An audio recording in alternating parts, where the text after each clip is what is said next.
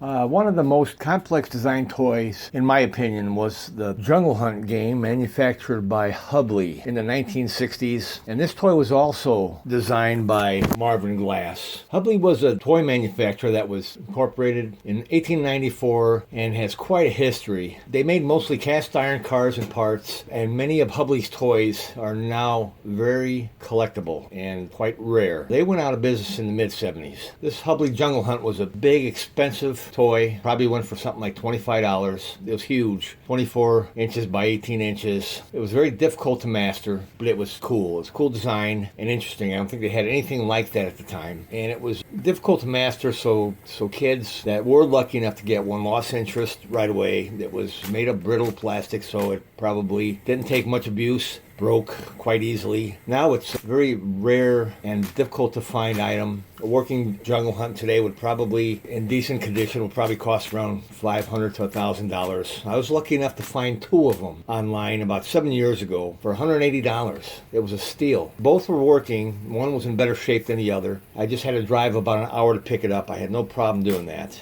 This was an original first-person shooting game. You had this little movable hunter guy that you controlled with the red plastic gun handle. You were able to move him back and forth, swing from one side to the other. And there was 5 big game plastic animals that would move randomly back and forth around the track, hidden behind some plastic shrubs or trees or rocks. There was a hippo, gorilla, lion, leopard, and a rhino. There was bands, levers, and mechanisms that were inside of this plastic housing play field underneath. No projectiles came from the hunter's gun, and the whole idea was aiming and timing. If the little hunter was positioned just right, pulling the trigger would activate a lever underneath that would in turn push up a small spring. If that spring caught that animal in the right spot, it would just flop right over. That would be a kill. That red dial is a timer. You get exactly a minute to try and shoot as many of those plastic big game animals as you can. The bottom of the cardboard base was easy to remove for inspection or repair. It was quite a complex design, but it was very appealing to a small kid. The commercials back then were pretty well made.